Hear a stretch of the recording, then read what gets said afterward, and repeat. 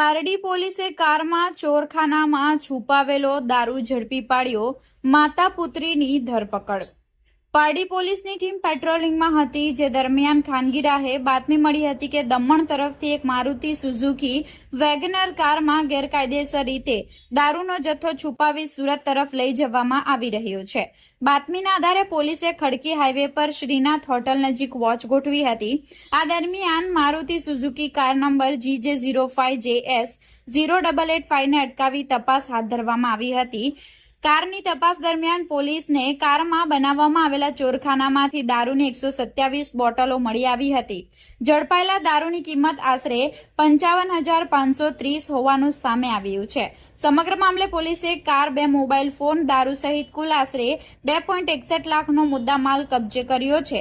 પોલીસે કાર ચાલક મોહિની કુમાર બાબુભાઈ કોળી પટેલ અને તેની માતા હંસાબેન બાબુભાઈ કોળી પટેલની ધરપકડ કરી છે। બંને વિરુદ્ધ પારડી પોલીસ સ્ટેશન ખાતે પ્રોહિબિશન એક્ટ હેઠળ ફરિયાદ નોંધી વધુ કાયદેસરની કાર્યવાહી હાથ ધરવામાં આવી છે।